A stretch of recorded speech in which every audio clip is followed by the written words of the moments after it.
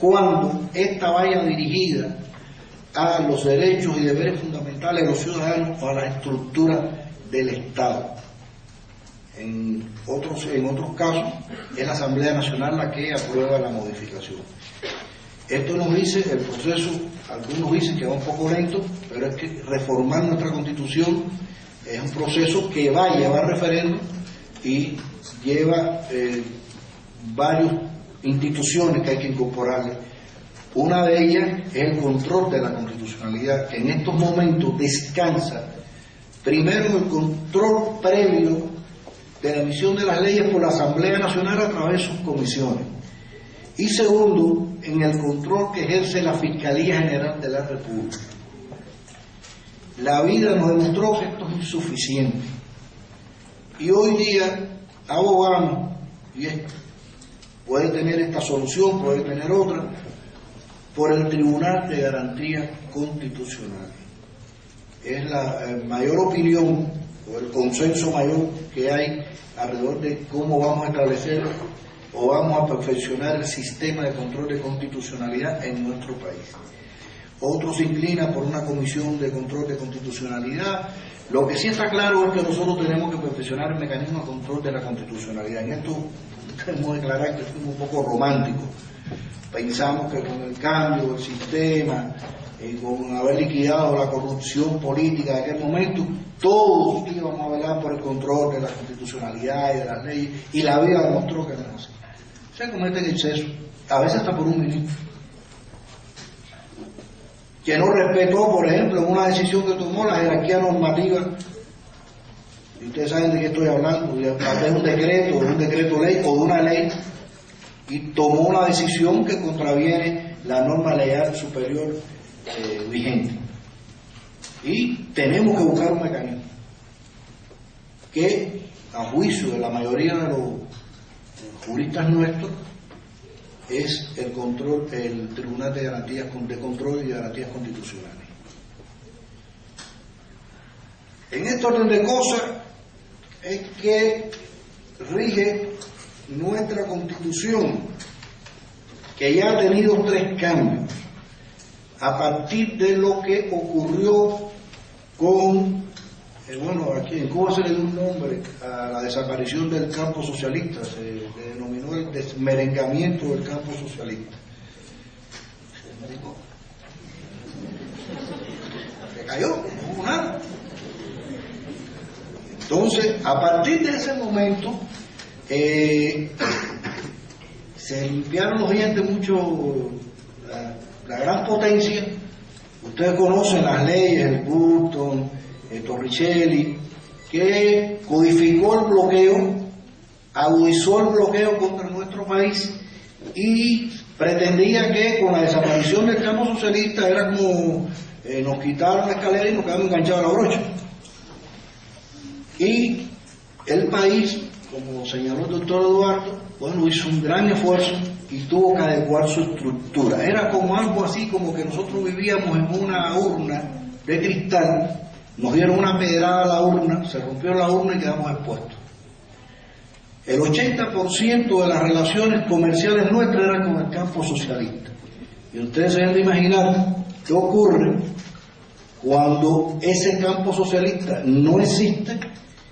Nos quedamos solos, prácticamente solos, por la solidaridad de los pueblos, pero no teníamos la mayor, el comercio nuestro no era con el mundo capitalista, y esto llevó a adecuar también nuestra economía. Ahí surgió la inversión extranjera del mundo capitalista, que no era la esencia del desarrollo del sistema que nosotros teníamos.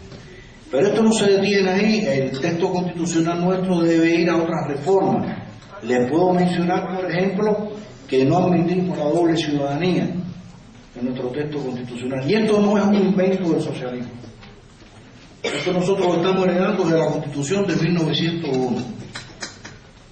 Hoy en día, el nivel de relaciones que tenemos, el desarrollo del derecho constitucional y de las relaciones internacionales nos obliga a reformular este problema que la Constitución mexicana tiene muy bien definido, concepto de nacionalidad y ciudadanía.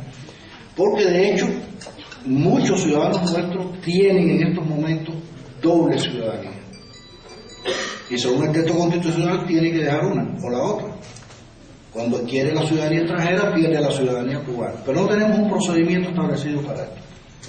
Otro de los romanticismos que nosotros tuvimos, que mantuvimos en el texto constitucional. En este orden de cosas se está introduciendo en nuestra Constitución otros elementos que no están presentes en estos momentos. Nuestra propiedad fundamental era la propiedad estatal socialista.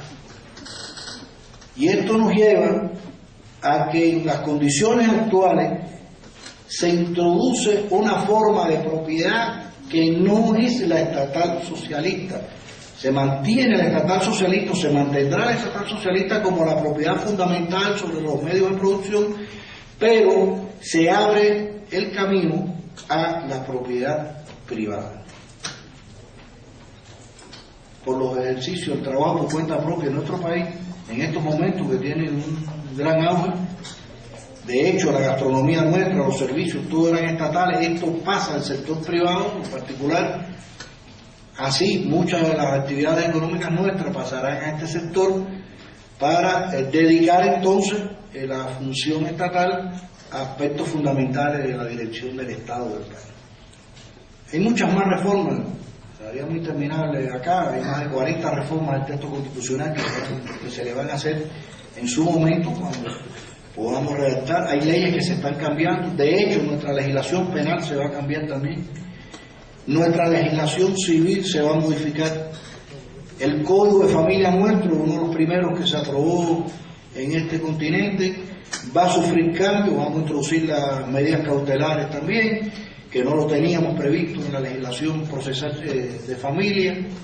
Y así vamos a reformar varias instituciones nuestras, que no solo son el resultado de las relaciones en estos momentos del plano internacional que tenemos, sino también son el resultado del desarrollo de la sociedad cubana.